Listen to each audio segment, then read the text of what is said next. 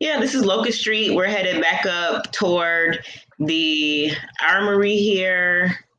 Um, I don't know that there's anything offhand that I can think of that's super remarkable, except look at those kids like playing on the porch and how friendly people are and like waving. And I just, you know, you little boys will run up to me and be like, "Do you need help taking your groceries in?" Oh man. And Yeah. elders were running to me at the store and be like, "Hey, I saw those boys out here after dark last night. You need to get on them." Like it's that, right? This when we say like build community, and I think that Slow Roll has done a good job of building community, but also like showing people like me, right, that community is a flexible, fluid, and agile thing. It has to be nimble, right? Like you have to respond to the changing conditions. It doesn't mean you leave people out, right?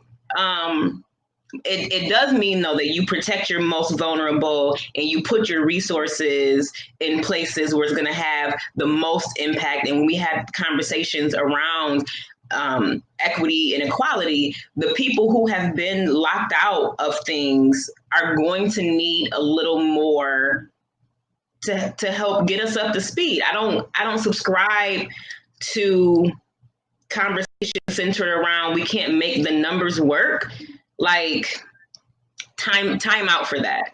Um, when you put resources, meaningful resources in a community into the hands of the people who need it most, you get positive outcomes, period. Um, that is all.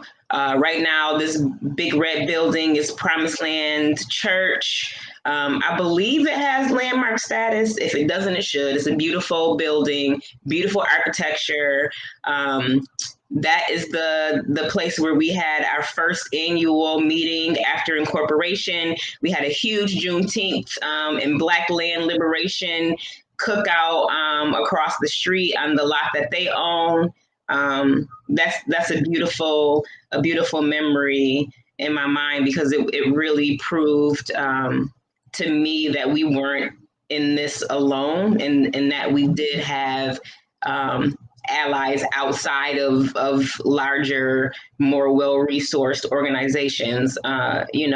We did a food giveaway and a few people called and said, I just wanted to know if I could give a small donation because we appreciate what you did, right? So a lot of times I think, there's this sort of reclamation that we want to have of big money, but also we need to acknowledge that like small money matters too, and that our communities know what we need where we live, and that we will support efforts to do that. So here we are at the Mulberry Street Park.